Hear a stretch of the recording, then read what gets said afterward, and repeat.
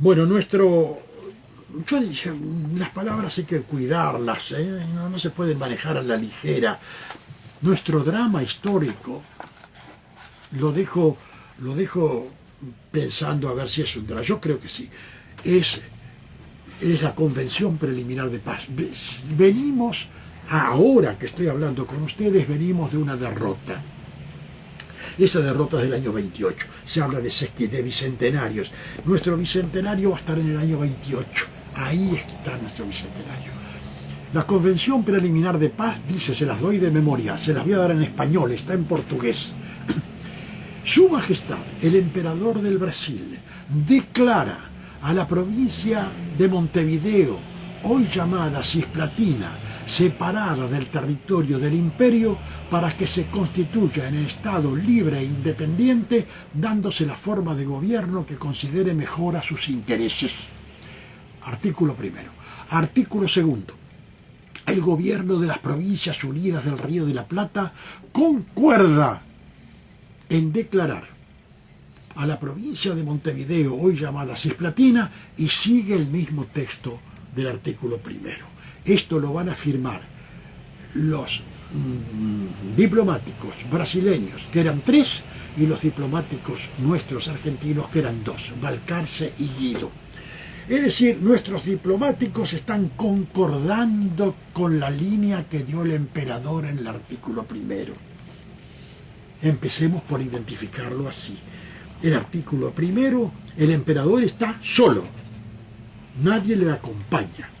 En el artículo segundo, el gobierno de las provincias, cuando dice concuerda, pudo decir se allana, se allana.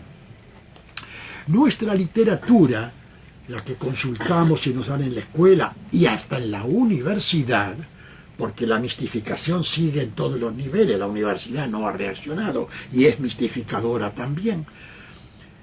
La interpretación que se nos inculca es que en la Convención se reconoce la independencia. Esto es literalmente falso. Yo invito a ustedes a que busquen el verbo reconocer. En la Convención Preliminar de Paz el verbo reconocer no está. ¿Por qué? Porque la Convención no reconoce nada, absolutamente nada. Si vamos a cambiar el verbo declarar, no debemos hacerlo porque el documento es el que emplea. Tendríamos que cambiarlo por el emperador dispone, el emperador manda o el emperador ordena la independencia. Y todavía vuelve a mentir la Convención Preliminar de Paz cuando dice de la provincia de Montevideo. Nunca se llamó provincia de Montevideo. Hubo una gobernación de Montevideo durante el periodo español que era muy pequeña, llegaba hasta las puntas de Santa Lucía y hasta el arroyo Cufré, ahí en Colonia, y hasta la sierra de las Ánimas en Maldonado. Era muy pequeña la gobernación de Montevideo. Nunca hubo provincia de Montevideo. Y agrega la convención, hoy llamada Cisplatina. Vamos a la fecha y vemos 27 de agosto de 1828. A esa fecha no se llamaba ya Cisplatina, había recuperado su nombre tradicional de provincia oriental, que fuera dado en 1814 por el directorio de bonaerense, y el director era Gervasio de Posadas. Así que es provincia oriental, nunca provincia cisplatina. ¿Cuándo dejó de ser provincia? ¿Cuándo fue provincia cisplatina? Lo fue entre la invasión en el año 17 y la llegada de La Valleja en el año 25. Durante 8 años habrá sido en todo caso provincia cisplatina. En el año 25 recupera su nombre tradicional de provincia oriental, porque las leyes del 25 de agosto del 25 así la denominan, y porque la ley de 25 de octubre del 25 del Congreso Constituyente también así la denomina, reconociendo la reinserción. Las dos leyes reconocen la reinserción de la provincia oriental en las Provincias Unidas del Río de la Plata, a las que siempre ha pertenecido y por derecho quiere pertenecer, dicen estas leyes. Y es así, la provincia oriental siempre fue una provincia argentina. Le dice Barreiro a Pueyrredón, nunca puede darse a la disidencia entre Artigas y el gobierno de Buenos Aires otro carácter que el de accidental. siendo claro que jamás nosotros, los orientales, podríamos caer en el delirio de querer constituir solos un Estado independiente. Esto dice Barreiro en 1816. Lavalleja en el año 25 convoca en la graciada el 19 de abril, cuando desembarca: argentinos orientales, la gran nación argentina de que sois parte, espera vuestro pronunciamiento. Rivera, en el propio año 25, cuando es aceptada la reunificación por el Congreso Constituyente, Lavalleja vuelve a arengar y dice: orientales, ya estamos integrados a la nación argentina.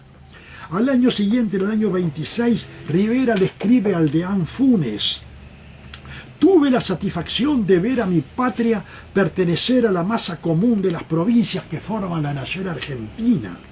Eso dice Rivera. Y en 1830, Ellaure, miembro informante en la Asamblea Constituyente, le dice a los diputados: para expresarme con más propiedad, diré que la independencia nos ha sido impuesta por la Convención Preliminar de Paz, y es una obligación forzosa que no podemos desentendernos. Por una manipulación fuimos independizados por una independización solemne que respetamos y de la que no fuimos parte.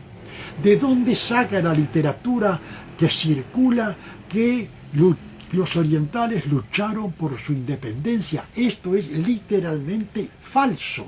No hay un solo oriental que haya luchado por la independencia. Se me podrá oponer que fue Trapani.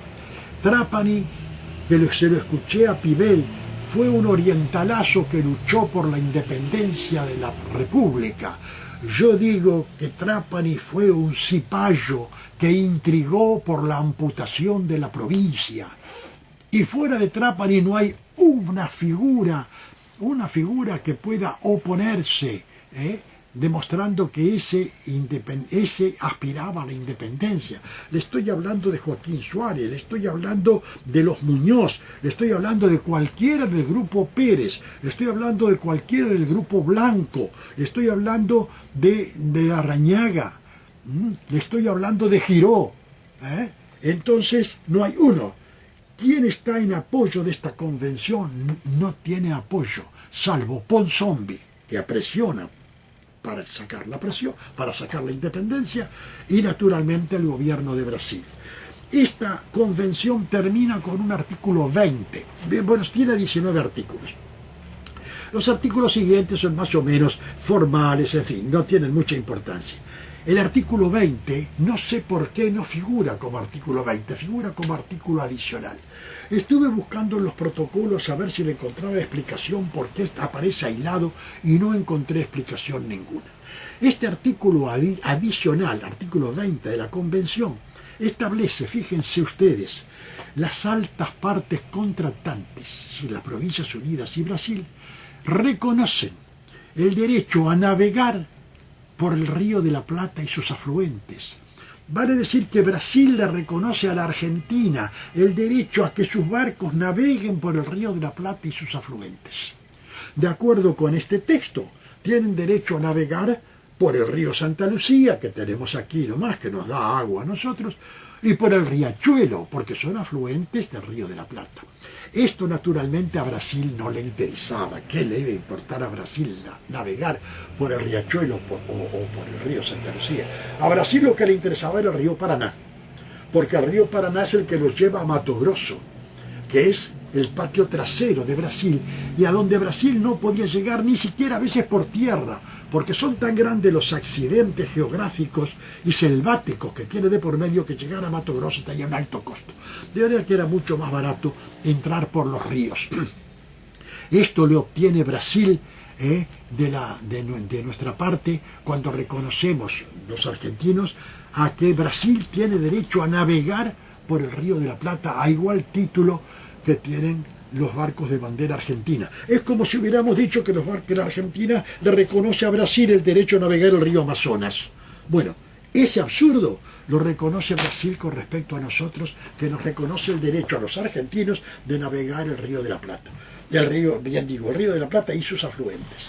Esta convención preliminar de paz es la que nos ha sacrificado, le ha hecho decir a alguien, por ejemplo, tan importante como Carlos María Ramírez, lo siguiente: la idea de la reconstrucción del Río de la Plata, no hay que dudarlo, gana terreno en los espíritus cultos de la República Oriental. Esto lo está diciendo en una conferencia en el año 1882. Para tener una idea de cuáles son los tiempos, les digo a ustedes, en este año 1882, en que los espíritus cultos están pensando en reunificar el Río de la Plata, en ese momento mi padre, cuya fotografía tengo detrás de mí, ya era nacido. Es decir, mi padre era un bebé cuando los espíritus cultos, en ese momento en que él era un niño, hablaban de la reunificación del Río de la Plata. El propio Carlos María Ramírez, en una conferencia de la misma época, va a decir: Brasil realizó la mitad de sus ambiciones al trozar en dos pedazos aquella nueva y gloriosa nación que en 1828 se alzaba en ambas riberas del Río de la Plata. Este es el éxito de Brasil: romper a la Argentina en dos trozos separados, de modo que el Río de la Plata dependa de dos jurisdicciones, una de ellas mucho más débil que la otra, para que Brasil pudiera manejarse con mucho más libertad. Le imputamos a la Argentina, le imputamos a Inglaterra todas las ventajas de la Convención Preliminar de Paz, y muchas tuvo. Pero Brasil sacó mucho más ventajas de esa convención.